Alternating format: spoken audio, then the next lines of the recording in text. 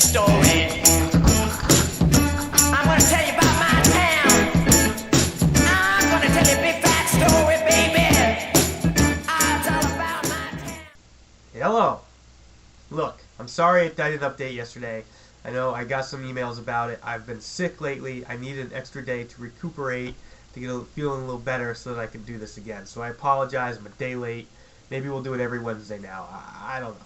Anyway, spring training is up and running, and guess who doesn't have a team? Mr. Manny. But anyway, a couple things I want to talk about spring training real quick. Three things that I'm watching very closely in spring training. One is Josh Beckett's back in oblique. Two is Mike Lowell's hip. And three is J.D. Drew's back. These are the three things that we have to be worried about as Red Sox fans going into this season. Because if Beckett isn't 100%, if Lowell isn't 100%, and if Drew's going to miss 45 games again, we got issues. So those are the three things that I'm watching closely. I'm also actually going to be watching the Jed Lowry, Julio Lugo battle to see who's going to be the starting shortstop. I'm pulling for my man Jed.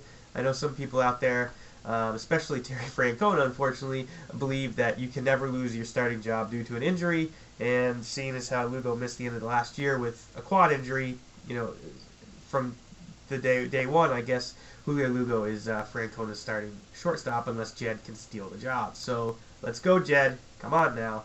How great would it be to see an infield consisting of Youkilis, Pedroia, and Jed Lowry? Talk about a bargain and also a little compliment for your homegrown boys.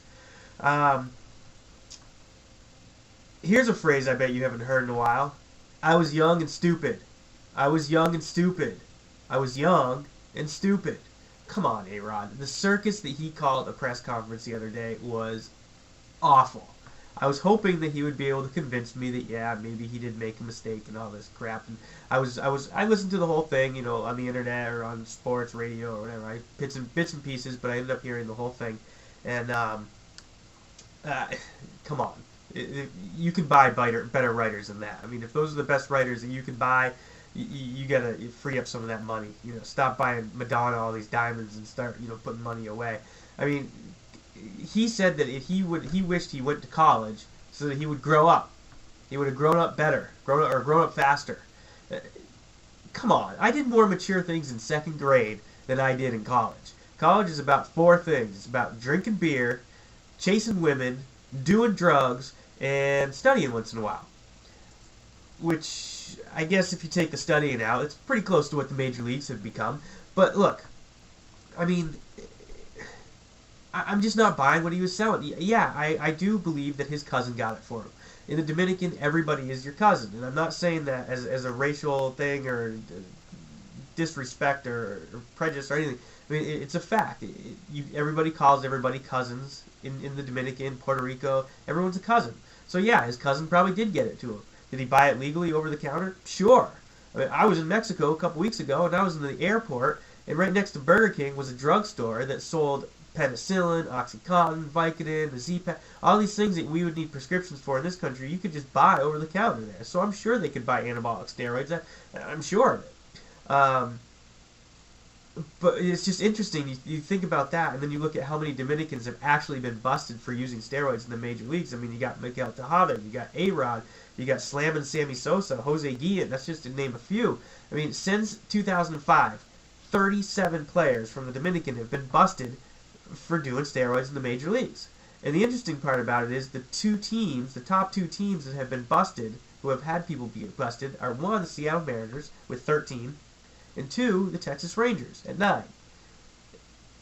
You see where I'm going with this? Dominican, Seattle, Texas, A-Rod, common string that goes through all of them. Steroids. Just a thought. But, A-Rod can say he was young and stupid all he wants. The fact of the matter remains, the years that he admits to using this was his 6th, 7th, and 8th season. Come on, you can't tell me you were in the major leagues for 6 years and you didn't grow up a little bit enough to realize that, yes, steroids are bad. I mean, you're around veterans, you're around managers, you're around, teammates, coaches. Come on. So, not to mention that the year before, this first year that he's admitting, he signed and helped negotiate a $250 million contract with the Texas Rangers. You can't tell me that that doesn't help you grow up a little bit. Come on, grow up. Anyway, he also admits that was stronger in high school than he is now. Now, he took steroids from 01 to 03, and this is 09, and he was in high school in what? I don't even know, 15 years ago, because he's 33 approximately, so whatever the year is, 80, 94, something like that. So in 1994, when he was a senior in high school, he was bench pressing more weight than he is now.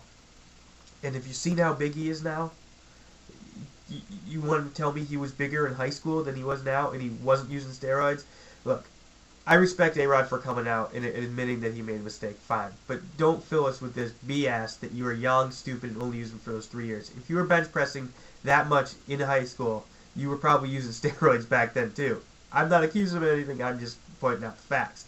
So, look, alright, I'm done with A-Rod. I don't want to go any further into this. I can go on forever on this topic. Bottom line is, baseball needs to get very strict with this. They need to make example of these people. I really like what David Ortiz had to say the other day when he said, you know what, it should be you get caught once, you're gone for the year. I'd like to see him go even a step farther. You get caught once, you're gone from baseball for good. It's harsh, but you know what? It's a banned substance. It's illegal in this country, and it's a banned substance from the game. You get caught using it, it's cheating, you should be gone. Pete Rose is gone because he jeopardized the integrity of the game. If you're cheating and using these drugs, you're jeopardizing the integrity of the game, you're gone. See you next week.